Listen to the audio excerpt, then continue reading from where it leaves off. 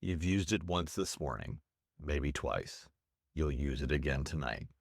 It's one of the most universal objects on the planet, found in nearly every home in every country on Earth. But what if I told you that for most of human history, it didn't exist? That the tool we now consider the bare minimum of personal hygiene was once a luxury reserved for emperors? That the man who brought it to the masses invented it in a prison cell, using a bone he smuggled from his dinner? And that when science finally proved it could save lives, the most powerful medical institutions in the world spent 15 years trying to bury the evidence? Nobody gets credited with inventing the toothbrush. Most people assume it just appeared, that it's always been there, next to the sink, doing its job. That's not how this story goes. I'm Aiden Thomas of Hidden History, and this is the story of how people learned how to clean their teeth. This is the history of the toothbrush. To find the real beginning, you have to go back almost 5,000 years. The earliest known tooth cleaning tool appears in ancient Babylonia, around 3500 BCE. Archaeologists call it a chew stick, a thin twig, usually from a tree with natural antiseptic properties, frayed at one end into a kind of brush. Not glamorous, but it worked. Versions of it appear across every major ancient civilization, independently at roughly the same time. Egypt, India, Greece, China. That's not coincidence. That's a human instinct recognizing a human problem. In Egypt, chew sticks have been found in tombs alongside jewelry and gold, placed there because they were considered valuable enough to take into the afterlife. Your dental hygiene was worth more than your furniture. The ancient Greeks added intellectual rigor. Hippocrates, the father of medicine, wrote extensively about oral hygiene. He recommended a mixture of 3 parts barley, 2 parts white wine vinegar, and a pinch of salt, which is bold and slightly strange, but it was prescriptive, deliberate. The Greeks understood, even without germ theory, that the mouth mattered. But here's what most people don't realize. The most sophisticated tooth cleaning tradition in the ancient world didn't come from Greece or Rome. It came from the Islamic world. The Miswak, a stick from the Salvadora persica tree known in Arabic as the arak, has been in continuous use for almost 1400 years. It's mentioned in the Hadith as a practice of the Prophet Muhammad. But its significance isn't just religious. Modern studies have confirmed that the Miswak contains antibacterial compounds, natural fluoride, and silica. It is, in clinical terms, effective. Today, an estimated 600 million people around the world still use it daily. That's almost twice the population of the United States using a technology that predates written English. Meanwhile, in China, something closer to what we'd recognize today was taking shape. By the Tang Dynasty around 7th century CE, Chinese craftsmen were attaching stiff animal bristles to bone or bamboo handles. They weren't chew sticks, they were brushes. The emperors used hog bristles from the cold northern regions of Siberia, stiffer, more durable. The cold climate made the hairs tougher, the same principle your modern toothbrush uses today. When European merchants made contact with China in the centuries that followed, some of the technology traveled west. But here's the thing. European dental hygiene at the time was, and there's no polite way to say this, primitive by comparison. While Chinese emperors were brushing their teeth with hog bristle brushes, most Europeans were still using rags, salt, and wishful thinking. Toothache was so common it had its own patron saint, Saint Apollonia. People didn't go to a dentist, they prayed, because what else could you do for a toothache in those times? Now we get to the part of the story nobody tells you. The year is 1770. A man named William Addis is sitting in a London prison cell. He's been arrested. The historical record is vague on exactly what for, but the leading theory is involvement in a street riot. Addis was not a man who sat still. One evening, after dinner, he held a small bone, a leftover from his meal, and didn't throw it away. He scraped it clean. He sourced a small piece of wire, account stiffer on how, and threaded tufts of bristle through tiny holes he bored into the bone, fixing them in place with glue. Not a chew stick, a brush, with a handle designed for one purpose. He used it on his own teeth, and it worked. When Addis left prison in 1774, he brought the idea with him. He started manufacturing toothbrushes commercially. By the time he died, William Addis and his Sons was one of the most successful companies in Britain. Here's the irony. The man whose name should be synonymous with dental hygiene is almost completely unknown. You've heard of Thomas Crapper, but he didn't invent the flush toilet. You've heard of Listerine, named after Joseph Lister, who built on the work of Ignaz Semmelweis, who we've talked about earlier. But William Addis, the man who demonstrably in a prison cell with a bone and piece of wire invented the modern toothbrush, he's barely a trivia answer. By the way, if you've made it this far, you're exactly the kind of person this channel has been made for. The one who wants to know what's actually behind things, not the surface version, the real version. If that's you, hit subscribe. Now, back to our story. For over a century after Addis toothbrushes spread slowly, they were available, they existed. But daily brushing was far from universal, even in countries where toothbrushes were cheap and accessible. Then came fluoride. In the early 20th century, a Colorado dentist named Frederick McKay noticed something strange. His patients had molded, discolored teeth, but almost no cavities. He spent years trying to understand why. The answer eventually was fluoride naturally occurring in the local water supply. Trace amounts dramatically reduced decay. By the 1940s, Grand Rapids, Michigan became the first city in the world to deliberately add fluoride to its water. The results were staggering. Childhood tooth decay dropped by 60% from a substance that costs virtually nothing to add to the water. And the American Dental Association spent 15 years fighting it. The resistance came from multiple directions: ideological, financial, and political.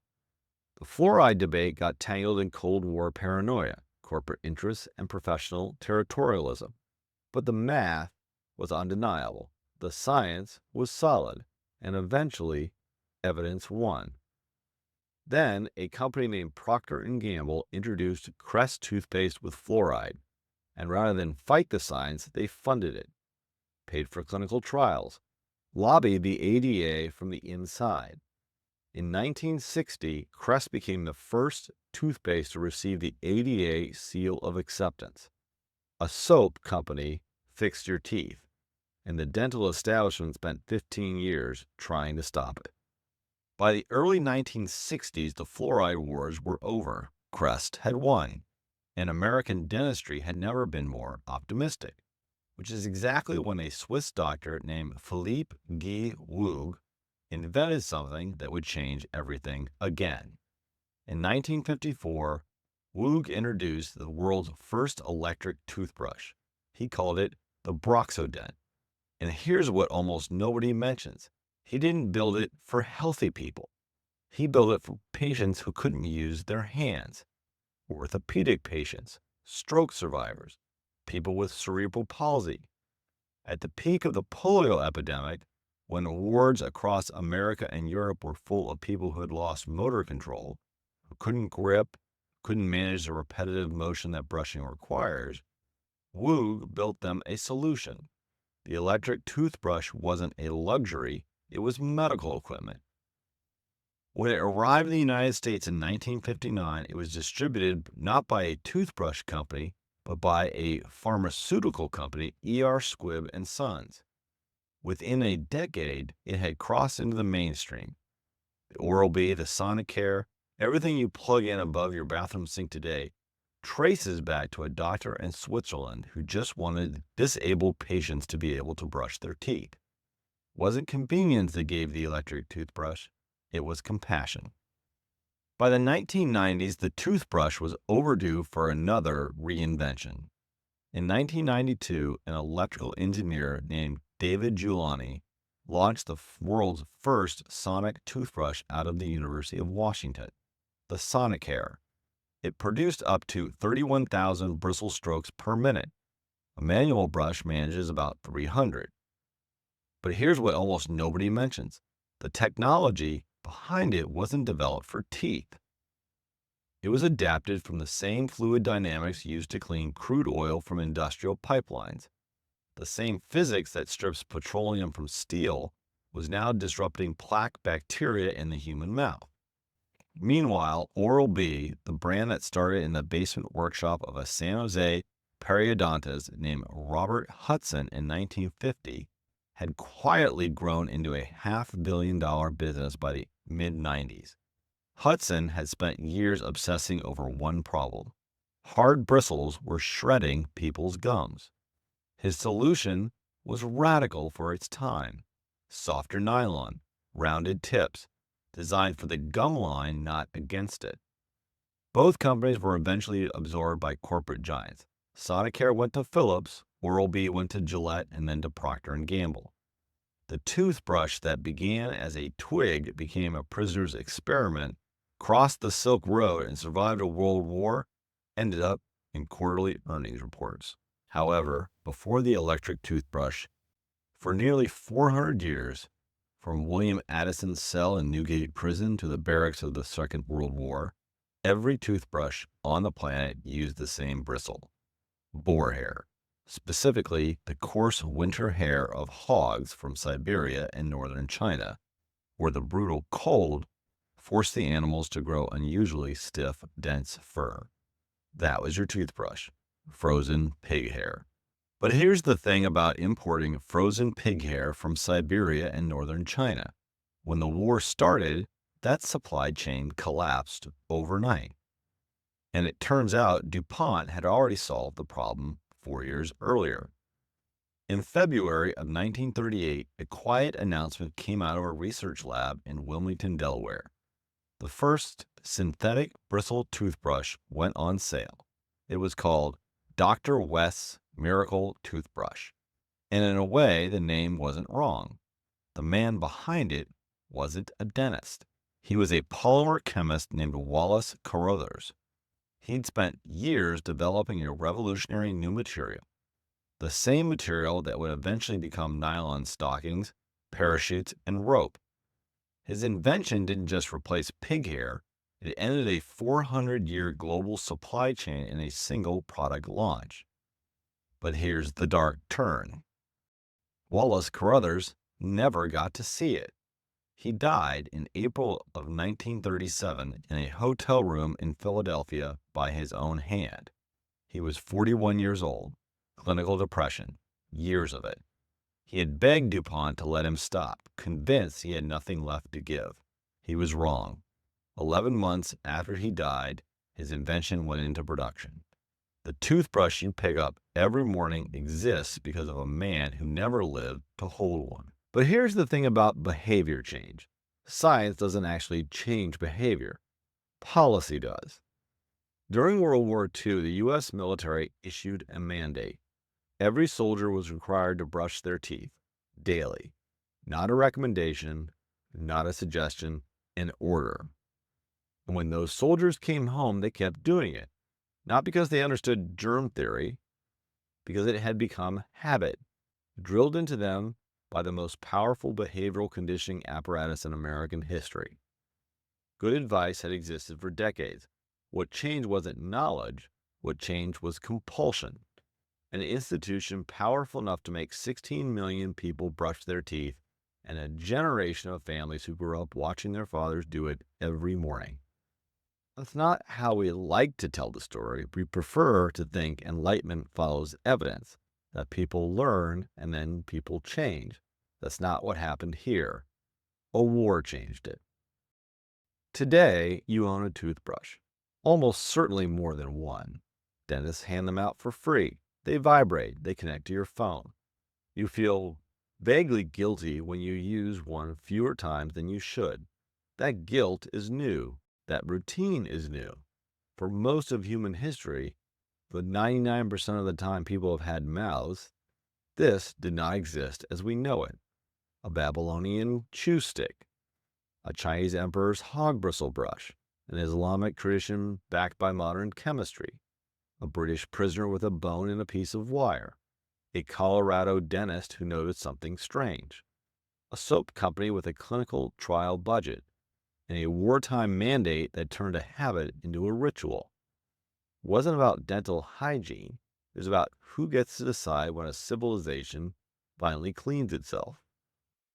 That ritual passed from a soldier to a father to a mother to you, and every morning and every evening, without knowing it, you've been carrying it forward. You're not just using the toothbrush, you're part of its history. If you enjoyed today's episode of Hidden History, hit that subscribe button, like the video, and comment below on another episode you'd like to see. Next week, we're staying in the bathroom. What's in your shower has a history that runs from ancient India to the trenches of World War I and ends in a lather of corporate deception. Next week is the hidden history of shampoo. Now, take a look around. History is everywhere.